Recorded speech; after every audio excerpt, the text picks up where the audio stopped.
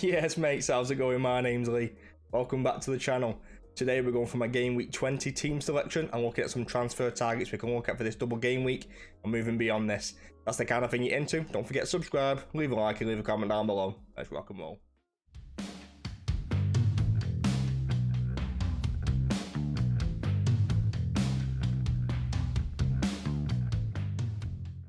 Alright mates, first up we've got the goalkeeper and the defence. In goal we've got Edison. This is the reason why I chose him for this double, and then the 1 in 23. Man United away, tough game. I think United will score, and then Spurs at home. I don't know how that one's going to go. Tottenham have usually fared pretty well against City in the past, but Harry Kane, he is one of my main transfer targets. He is on 4 yellow cards. If he gets booked against Arsenal, North London derby, could be feisty. He might get booked. If that's the case, he would miss the City game, which would be a huge blow to them. Kepa's only got the 1 game. I don't think he's a bad option up against Palace. Palace look too fussed. They look really poor. I wouldn't be looking at any Palace players for this double game week. If you've got one, stick with it because you'll get appearance points. So you get 4 points over the 2 games, and they might have another, and then they might have another double game week in 20 as well. So do kind of bear that in mind. But I'm not touching them. I'm not transferring them. I'm not taking any hits to get any Palace players in. Zaha looks poor like he usually does. If you're forcing me to pick one, I'd pick Elise. I think Eze's a bit off at the minute as well. I won't touch any of the defenders either. So on to my defenders. I've still got Trips, Beasting and Feasting. I'm probably going to play him. I have got 2 free transfers. I only used 1 last week. I went Martial to Mitrovic last week, so I've still got 2 transfers again now. But I will keep Trips and play him. Mitrovic will play in this game, so bear that in mind also. Mitrovic only misses the Chelsea game, which is tomorrow night, I believe, on Thursday. Up against Fulham, I expect them to do well. Trippier's looking good, as he always is, and I won't talk about much because everybody's got him. On to Roberto Carlos, big man himself. He's in the form of his life. He looks really, really good, and this is the Shaw we saw under Ten Hag. He was just absolute quality. Again, centre back, left back, doesn't matter where you play him, he's just a beast. City at home, like I said, I think we will score, but I think we'll concede.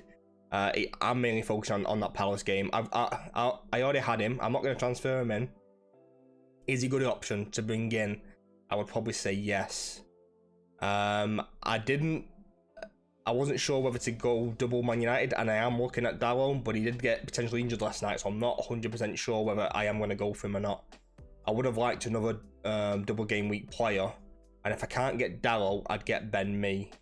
Ben Mee up against Bournemouth at home.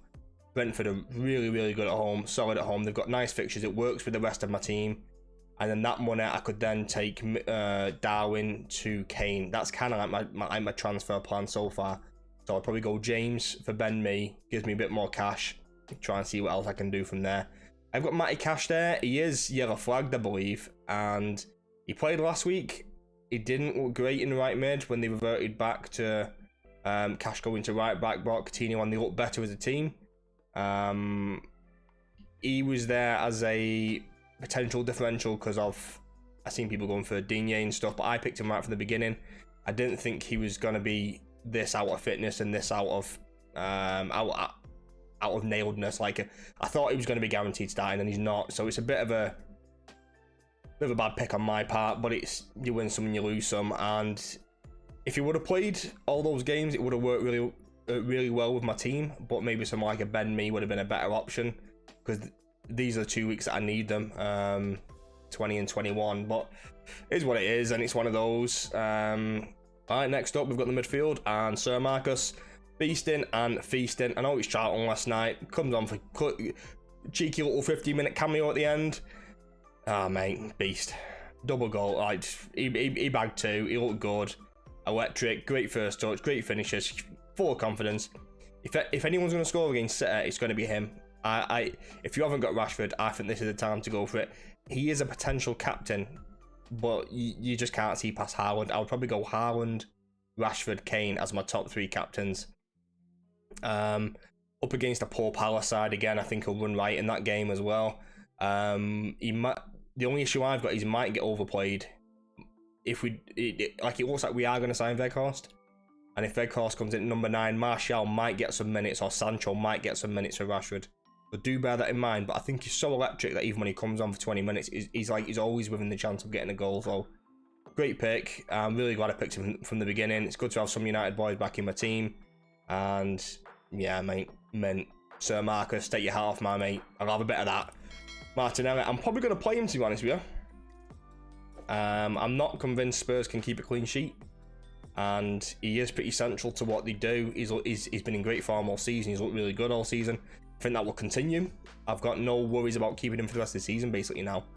There was part of me that was going to sell him in the wildcard. Obviously, I changed my mind. I've got him now. Really glad I kept him, and I think he'll cause Spurs a lot of problems. I really want Odegaard, really. He's the one, if I could have any Arsenal player, it'd be Odegaard. He's just quality. Arsenal have tons and tons of the ball. They'll dominate possession. I think they'll dominate chances, and I think they'll win pretty comfortably, to be honest. I think Spurs might score. Particularly Harry Kane has a great record against them, and one of the reasons why I'm leaning towards bringing Harry Kane in is he does have a good record against Arsenal, and I think he will score. So that's the reason why I've got Gabriel on the bench and not someone else. Yeah, I think he'll do well. I do think he'll do well. I'm not sure if he'll get involved or not, but yeah, like I said, if you don't have an Arsenal player and you really want one, Odegaard is the way forward, 100% for me. KDB, man of the moment. His points in the last few games haven't been reflective of his performances, which people don't really seem to understand properly. Like, he's racking up some really good chances created numbers and things like that. He is overdue a big haul, a big couple goals, assists over the couple games, something like that. That's the kind of thing I'm looking at from KDB, and I just need to keep the faith, mate. Keep the faith. Stay with him. He's a monster. He's undroppable by Pep. He's probably bar Edison, Haaland, KDB's probably next in line. He's a monster, mate. Absolute monster. I'm keeping him. Same again. I'll probably keep him to the rest of the season if all things kind of go the way they go. Yeah, beast, mate, beast. If you've got a Salah, I think a downgrade to, I say downgrade, like a sidestep to KDB is a really good, or like a really obvious pick in my opinion. Sometimes the obvious picks are the right ones. Almiron, a little Migger. I think he'll tear Fulham apart. I really do. Up against Anthony Robinson, I think he plays left back for Fulham. I think Newcastle will just rip him to shreds, absolutely rip him apart. Almiron will get on the score sheet. I think he'll just completely get involved, goals, assists, whatever. He's a monster. He's in my current team of the year. He's been on fire all season, and I think he'll just keep going all season. And I think if you haven't got him, I think you need to think about getting him, because Newcastle have got some really nice games coming up. And even if you want to triple up with a Botman or a Wilson, I've got no issues with something like that. Yeah, mate, Almiron, beasting and feasting. Last but not least, Haaland up against Man United and Spurs. Darwin up against Brighton. Mitrovic up against Newcastle. So, a couple of things I'm thinking about doing is Mitrovic will play against Newcastle, so it's not like I don't have any suspensions there. I do want Harry Kane, and people keep saying, well, like, what if he gets booked in the first game? Yeah, he might, but he misses a City game. I don't mind that so much, and then they've got Fulham the game after that, which I think they'll destroy Fulham as well. As good as Fulham has been, I think he'll get chances and I think he'll score. And then they play City again, but that's for another day, mate. We're not talking about that. We're talking about this game week, yeah. Good option for me, really good option. Darwin's probably the hardest sell out of this team, and I don't want to sell him, but there's no other way I can get to Kane. So is Kane that important to me? I think he'll be quite heavily owned, and I think I want a bit of that pie. That's the problem. I think Liverpool don't look great. Cody Gakpo's going to come in. Wouldn't surprise me if Darwin gets dropped. He's not really fine in the back of the net. I think his overall game is good, and he's playing well, getting the chances. Everybody knows about his XG and his missed big chances and blah, blah, blah. He will haul at some point, and it's going to be huge. Like it will be a hat-trick. Just straight up, like it will be a hat-trick. And it just depends if you want to keep the faith long enough for him to do that.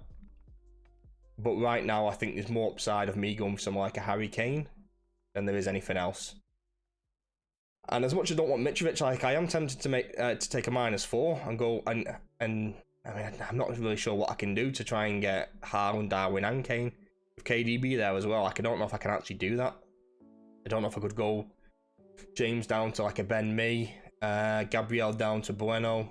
That might allow me to get to Kane. I think I'm about 0.8 too short if I'm doing the maths right in my head, but one of them, mate, one of them.